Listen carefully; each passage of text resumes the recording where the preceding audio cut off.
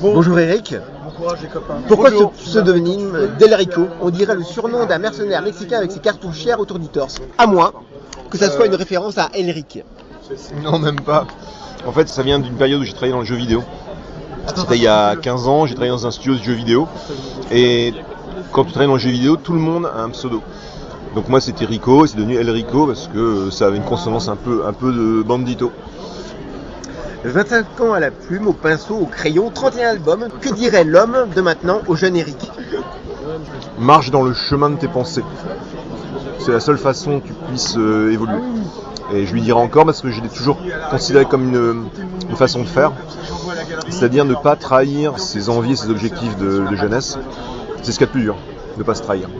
Quelle est cette manie de dévoiler les coulisses des albums? Écoute, ça vient du fait que moi-même j'aime bien aller voir les sites d'auteurs qui dévoilent leurs techniques. Les Américains le font beaucoup plus que les Français. C'est une manière d'apprendre en fait. J'apprends en regardant comment un tel ou un tel dessine ou encre ou utilise son papier. Et je fais pareil. Je montre par moments comment je galère ou comment je réussis. Récemment, j'ai expliqué à un internaute que l'effet qu'il avait vu sur un ancrage, c'était parce que j'ai pris du papier de verre pour poncer mon ancrage. Lui, il pensait que c'était un effet HDR d'un filtre photo. En fait, non, c'était un pur effet papier au papier ponce. Donc, c'est une technique. Je la maîtrise pas toujours, mais j'en ai parlé à Christian Rossi, qui lui, en ce moment, encre un album entièrement au brou de noix. Donc, avec des effets d'encre qui se délayent dans des teintes ocre, marron. Et ça va être particulièrement bon. Parce que lui aussi est toujours dans un laboratoire d'expérience et quand on en a parlé à Barcelone, on a partagé des façons de faire, de techniques en fait. Et la magie de la création alors? Je m'adresse à 2000 contacts sur Facebook, c'est une niche on va dire. Ça va pas dévoiler au plus grand nombre de lecteurs, sur 15 000 lecteurs, parce qu'il y en a 2000 qui sont au courant de la technique. C'est 2000 dingues qui auraient de toute façon quand même trouvé comment je travaillais. Donc. Qu'est-ce qui fait que ton ancrage soit si important? Est-ce ton héritage des comics? Ouais, parce que là-bas ils travaillent avec des encreurs. L'ancrage c'est... le moment où tu peux complètement flinguer un dessin ou le sublimer. C'est-à-dire qu'on a vu ça dans le comics, un bon dessinateur de BD, s'il a le bon encreur, ça devient sublime.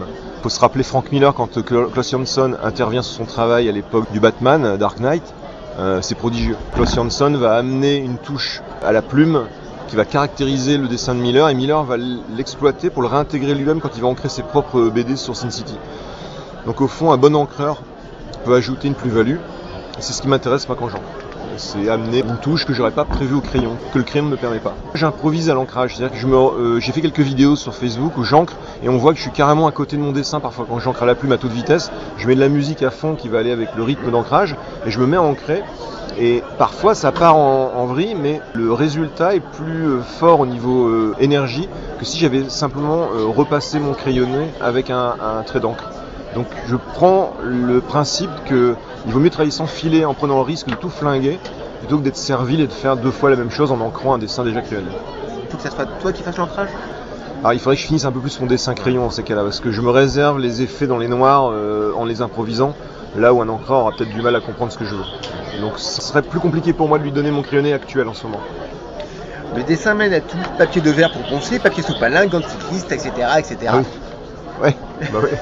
Ouais, c'est ça, il faut savoir faire du vélo, démonter les pneus et plein de choses quoi, c'est vrai. On est à tous les postes en fait. Ouais, voilà, l'auteur de BD, c'est un mec qui part sur un voyage à long cours, sur un océan déchaîné. Il fait capitaine, il fait mousse, commis de bord, il fait tous les postes quoi. Donc il faut savoir tenir son cap.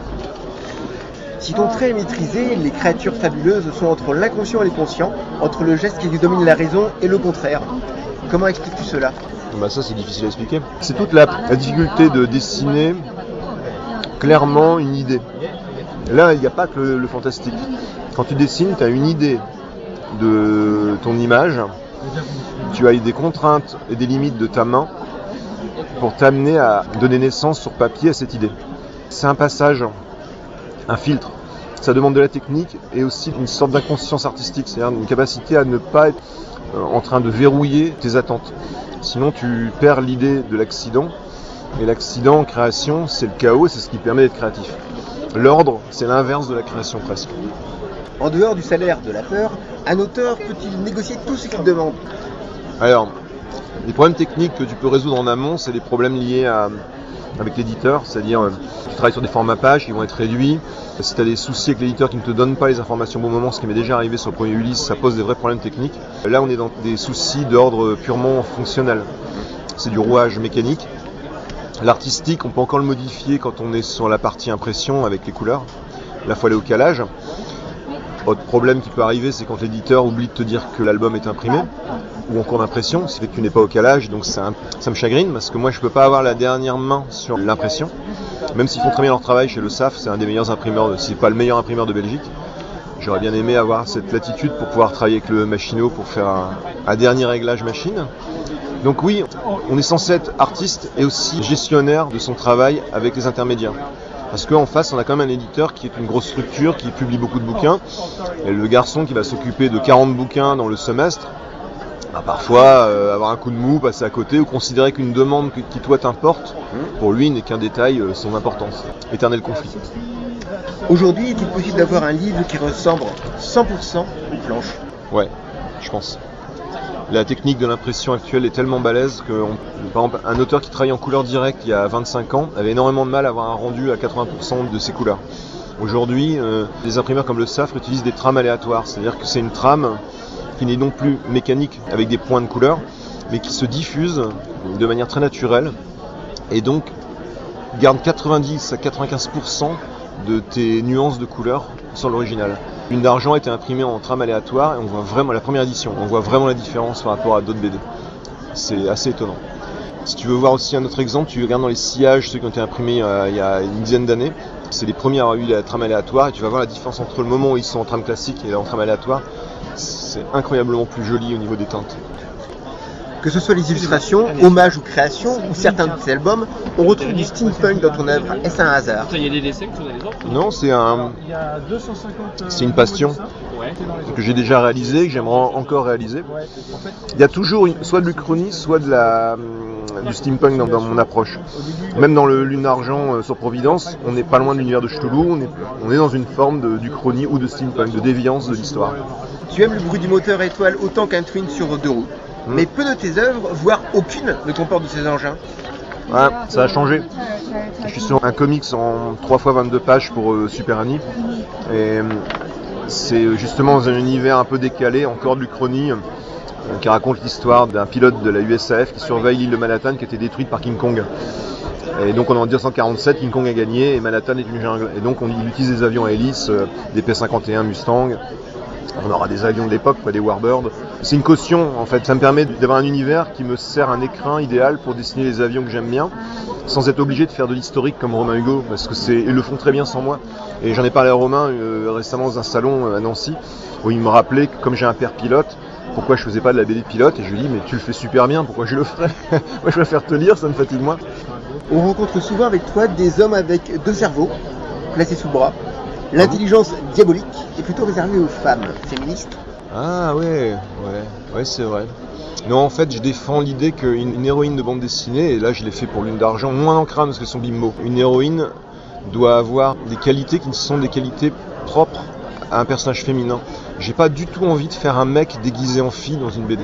Ce qui arrive malheureusement assez souvent, c'est que les personnages féminins utilisés par les auteurs de BD ressemblent souvent à des garçons qui auraient les formes avantageuses d'une fille. Et ça m'intéresse pas. Par exemple, dans Lune d'Argent, la jeune femme, Cathy, utilise très rarement le revolver qu'elle possède. Quasiment pas d'ailleurs.